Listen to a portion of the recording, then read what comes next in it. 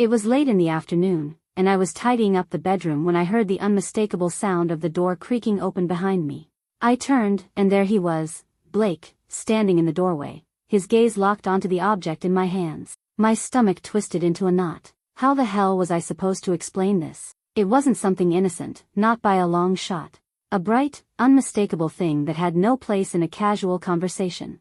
I had only grabbed it while dusting behind the cabinet, not giving it much thought. I could have sworn I locked the damn door. Blake was my 23-year-old stepson. He wasn't supposed to be home yet. Normally, he'd still be at the brewery where he worked, or out drinking with his friends after his shift. But there he stood, tall and lean, his dark hair falling into his sharp blue eyes, amusement flickering in them as if he had just stumbled upon the punchline to a joke. "What's that?" he asked, his voice teetering between curiosity and pure mischief. My entire body went hot with embarrassment. I dropped the thing like it had scalded me and grabbed the first thing within reach, a throw pillow from the bed, to cover it. "It's none of your business," I shot back, my voice unsteady, my throat tightening. But he didn't back off. If anything, he got more comfortable, leaning against the doorframe with a smirk. "You don't have to act so embarrassed," he said, his tone almost teasing. "It's not like I haven't seen something like that before." I wanted the floor to open up and swallow me whole. The nerve of this kid, no, not a kid, a grown man, to just stand there, completely unfazed, while I scrambled to regain control of the situation. I let out an awkward laugh, desperate to shake off the tension. "Blake, seriously, go mind your own damn business. You shouldn't even be in here." But he didn't budge. For a few unbearable seconds, silence stretched between us. Heavy. Charged. He wasn't looking at the pillow anymore. He was looking at me. And not in the usual easygoing, careless way I was used to. This look was different, too focused, too lingering. Like he had just peeled back a layer of who he thought I was and found something else entirely. A strange heat bloomed in my chest, immediately followed by a sharp pang of guilt. This was wrong, whatever this was, it was completely and utterly wrong. I was his stepmother, for God's sake. I was married to his father. I shook my head, breaking the silence. "Please, Blake, just go." Finally, he exhaled, lifting his hands in mock surrender. All right, he said, his voice light again. But before he stepped out, he shot me one last glance. And that look? That look sent my already chaotic thoughts into a tailspin. As soon as the door shut behind him, I collapsed onto the edge of the bed, still clutching the pillow against my chest like some kind of shield. My heart was hammering, and I couldn't even bring myself to put the damn thing back in the drawer. Something had shifted. Something I couldn't see, but I could feel it, thick in the air between us. And no matter how hard I tried to shake it off, I knew, deep down, that I'd never look at Blake the same way again. For the rest of the evening, I tried, really tried, to push the moment out of my mind. I cooked dinner, folded laundry, even sat next to Victor on the couch while he mindlessly flipped through old westerns. But Blake's face kept creeping back into my thoughts, that damn smirk, the way his eyes held something I couldn't quite place. Victor, of course, didn't notice a thing. That was nothing new. He'd been wrapped up in his own little world for years now, gardening, woodworking, crossword puzzles. Retirement had given him all the time in the world, and yet somehow, none of it was for me. Not that I resented him for it. That would have been too simple. But there were moments, like this one, where I felt less like a wife and more like a live-in caretaker. At one point, I glanced down the hall and saw Blake's shadow moving in his room. The faint thrum of music drifted through his closed door, a low bass line that felt completely out of place in the quiet of the house. My heart jumped. No good reason for it. No excuse I could justify. I turned back toward my husband. Victor had slumped in his recliner, chin tucked against his chest, snoring softly. The TV continued its endless drone, playing to an audience of no one. I thought about waking him, but what would be the point? Instead, I got up and wandered into the kitchen, grateful for a moment to be alone. But I wasn't alone for long. Blake walked in, barefoot, moving silently across the hardwood floor. He was dressed in a worn-out t-shirt and sweatpants, his hair tousled, like he'd just run his fingers through it. "Hey," he said, casual as ever, popping open the fridge and grabbing a bottle of water. "You're up late." I raised an eyebrow. "I could say the same about you." He smirked, leaning against the counter. "Just unwinding, you know. It's not always easy being in this house." That made me pause. "What do you mean?" He shrugged, but something flickered in his expression, something almost serious. "Nothing. Just living here again." Feels like I don't fit anymore.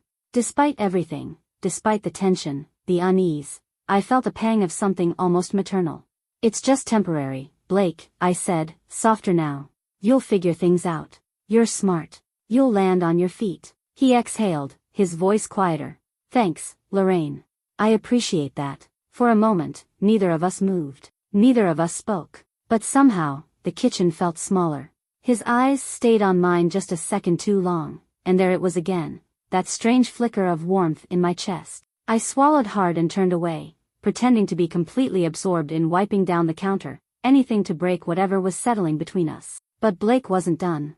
About earlier, he said, his voice slipping back into that infuriatingly playful tone. You don't have to be embarrassed, you know. I mean, we're all human, right?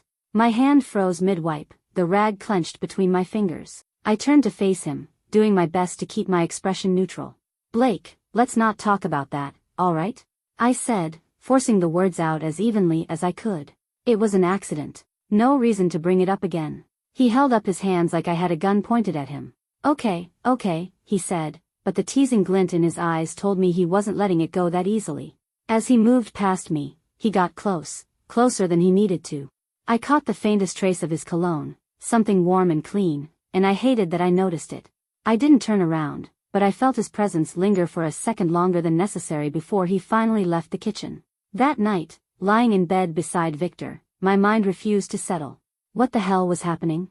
To me, to this house, to everything I thought I had under control? I'd always been good at keeping my boundaries in place, firm and clear.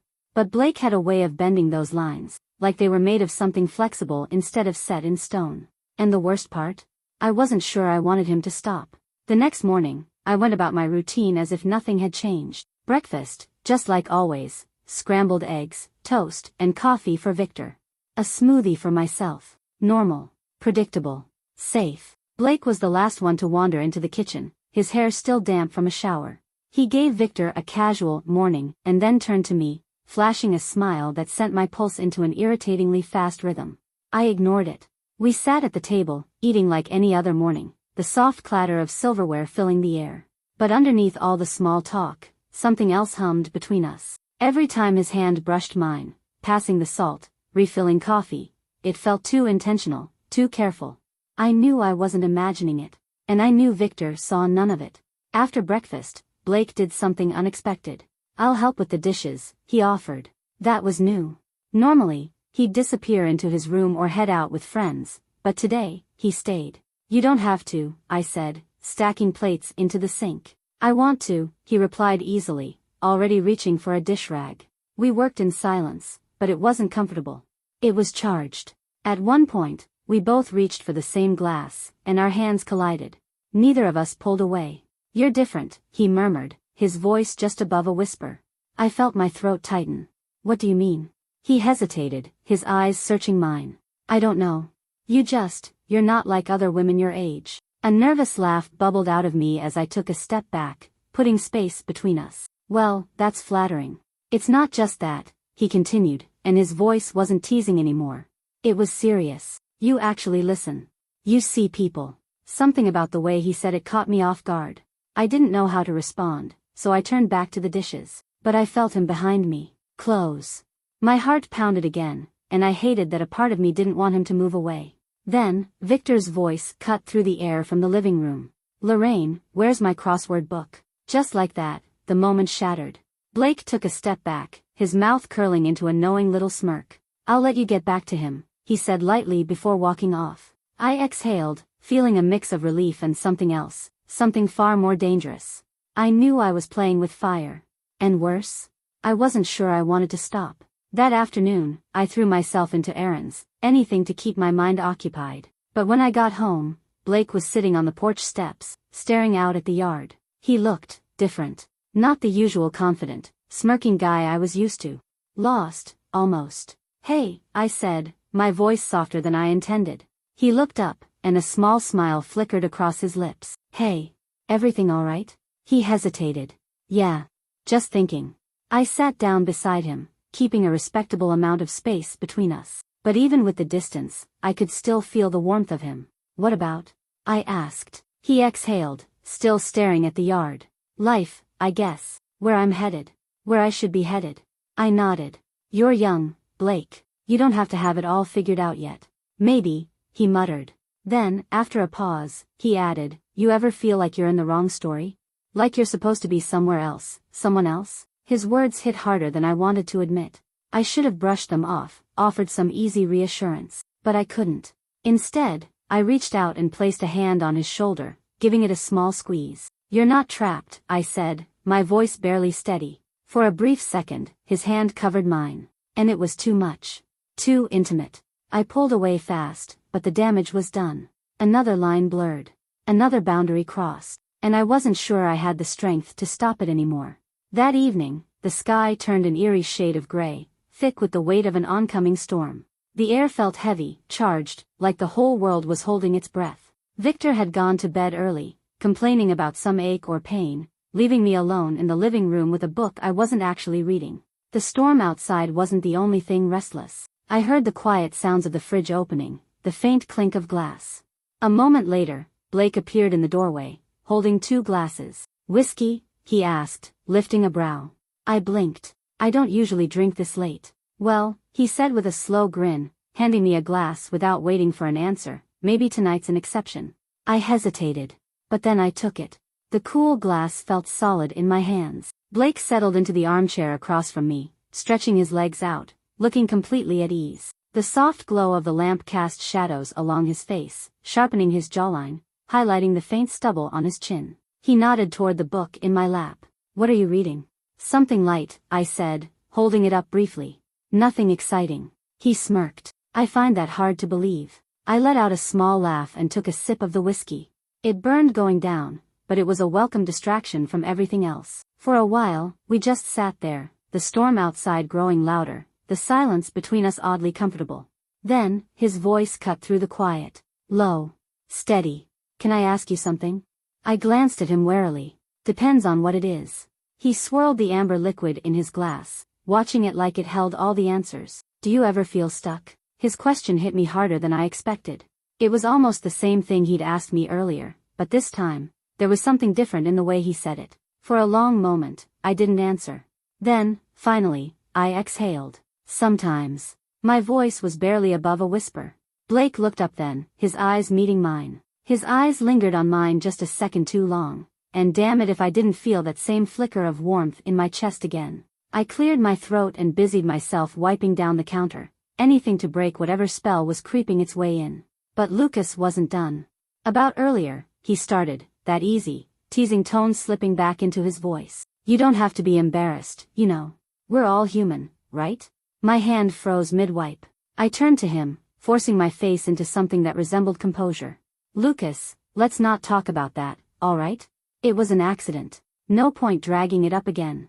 Okay, he said, raising his hands like he was surrendering. But there was something in his smile, something smug, like he knew exactly what he was doing, that made my stomach knot up. He walked past me then, close enough that I caught a whiff of his cologne, that mix of spice and something clean.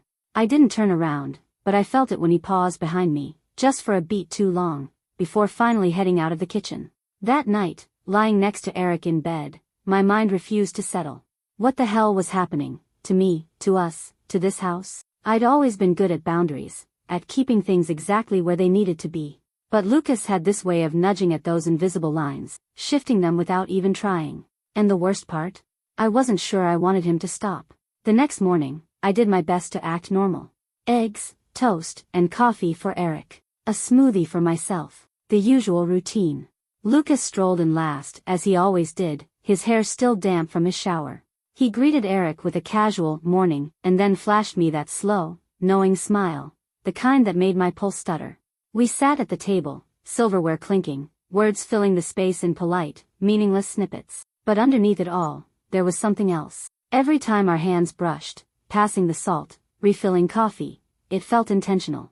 I caught him watching me more than once, his gaze steady, unreadable. And of course, Eric noticed none of it. After breakfast, Lucas did something he never did. Need help cleaning up?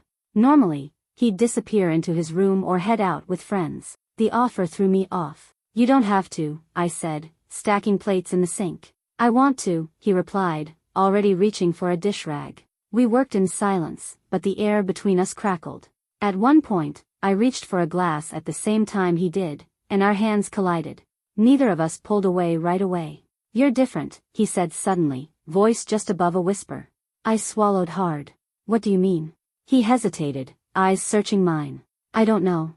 You just don't act like other women your age." I let out a nervous laugh, stepping back to put some space between us. "Well, that's flattering. It's not just that." His tone had lost its teasing edge. "You're real. You listen. You actually see people." His sincerity caught me off guard. I didn't know what to say, so I turned back to the dishes. But I felt him standing behind me, close enough to sense the warmth of him. My heart pounded, and I hated how much I liked it. Then, from the living room, "Maggie, where's my crossword book?" The moment snapped like a rubber band. Lucas stepped back, shooting me a small, knowing smile. "Guess I'll let you get back to him," he murmured, then walked away.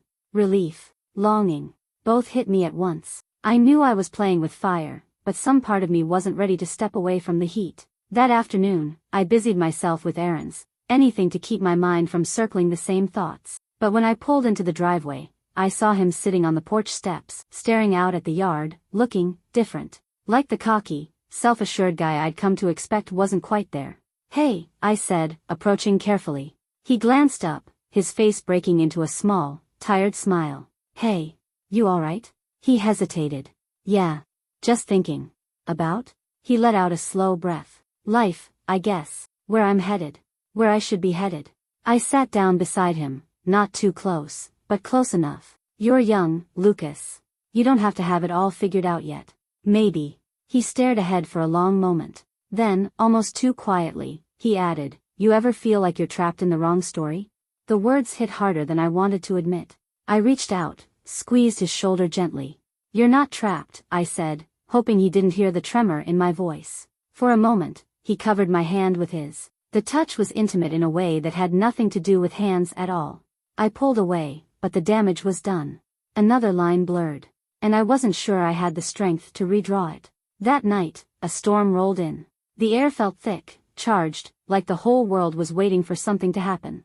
Eric had gone to bed early, complaining about his shoulder again.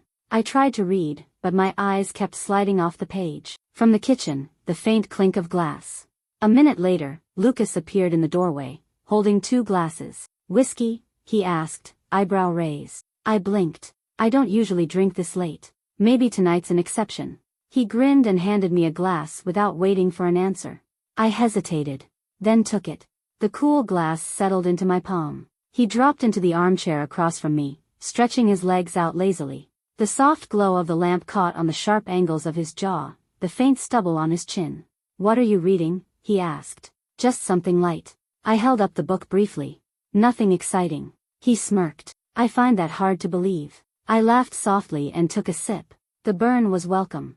A distraction. Silence stretched between us, easy but weighted. Then, "Can I ask you something?"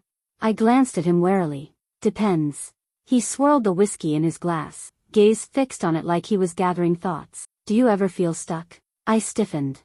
The same damn question from earlier, but this time, it felt heavier. "Sometimes," I admitted. He looked up then, and our eyes met. "You don't seem like someone who should be stuck," he said quietly. "You're too alive for that." Heat flushed through me. I looked away, set my glass down. "Lucas, you shouldn't say things like that." "Why not?" "It's true." The air tightened. I stood abruptly. "I think it's time we called it a night." Then, blackness. The power went out. I froze.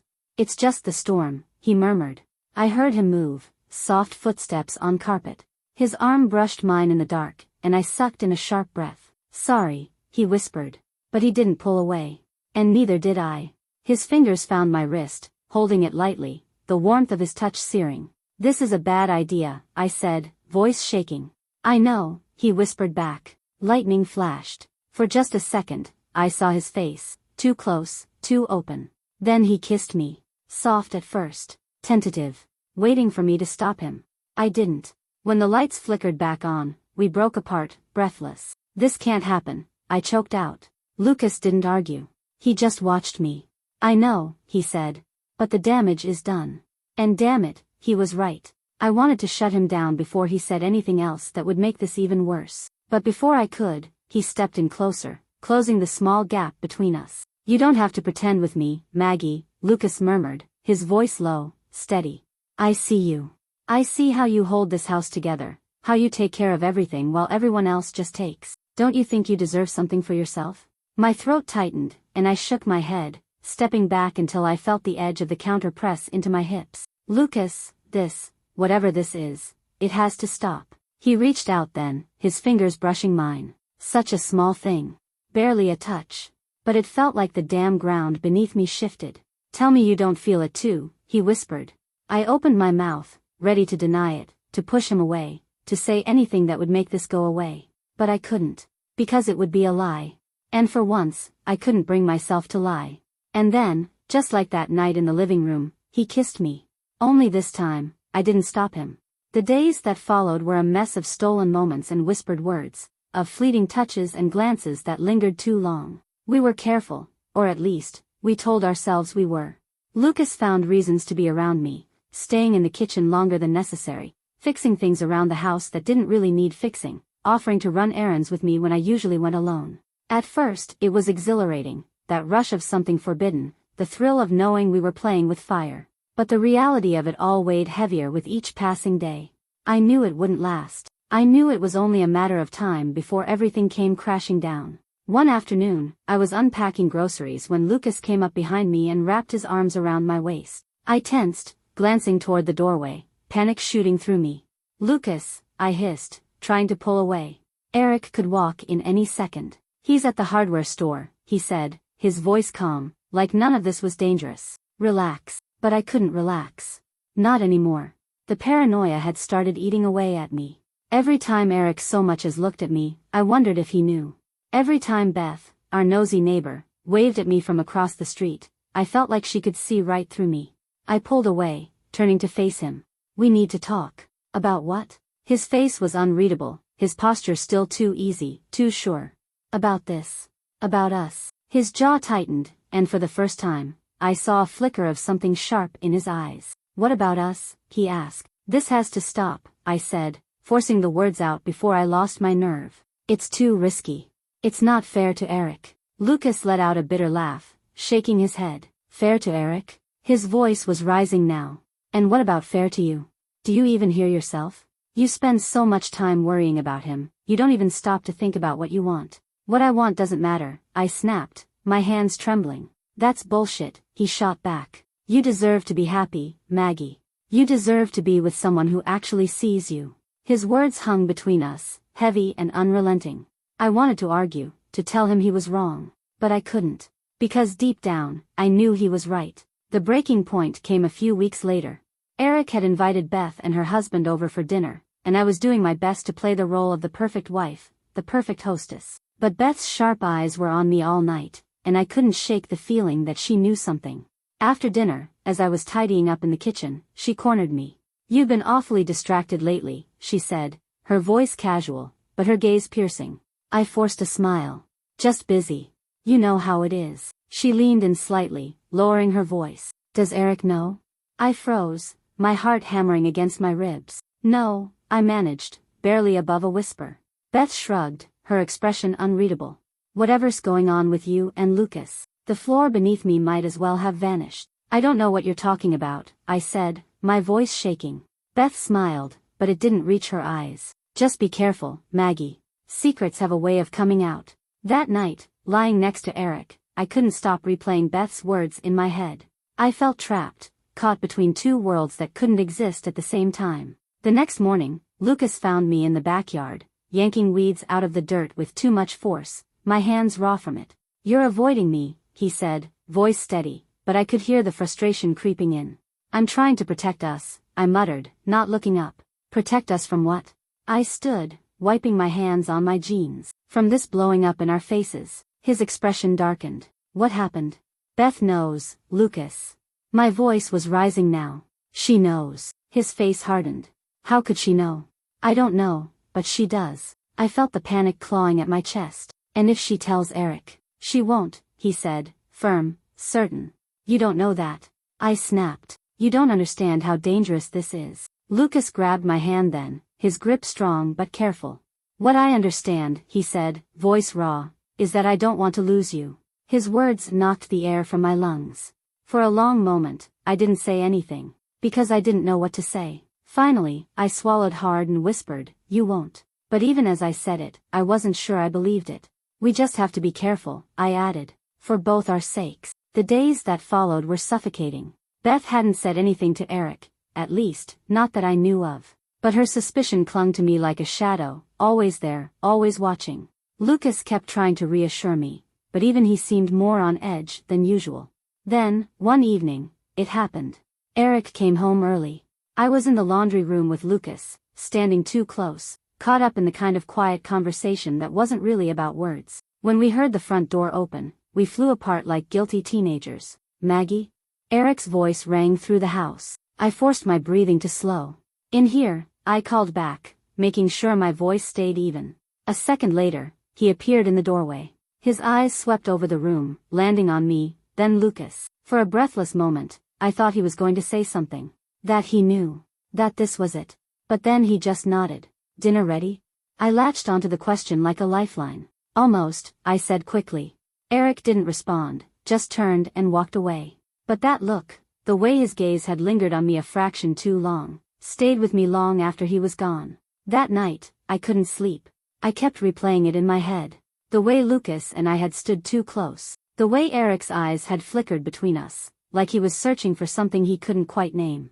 I felt like I was standing on the edge of a cliff, just waiting for the ground beneath me to give way.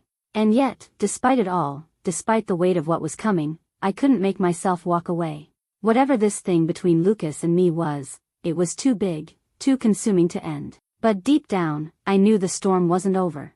It was just beginning. It started with Eric coming home early again. But this time, it wasn't just the timing that threw me. It was the way he stepped inside, slow and deliberate, setting his briefcase down with a thud that made my stomach tighten. His face was unreadable. His voice, when it came, was sharp enough to cut. Lucas. The name landed like a hammer.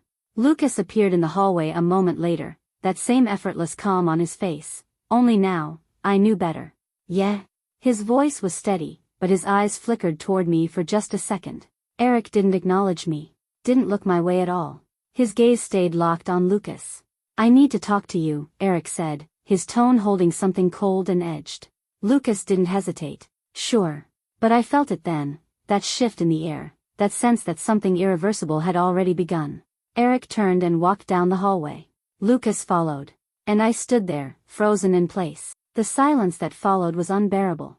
Minutes passed, maybe longer. My mind ran in circles, fear clawing at my chest. And then, finally, Eric came back. Alone. He didn't speak right away. Just stood there, his eyes fixed on me with an intensity I'd never seen before. The tension was suffocating. And then, at last, he said it. You and Lucas. 3 words. Flat. Heavy. I know.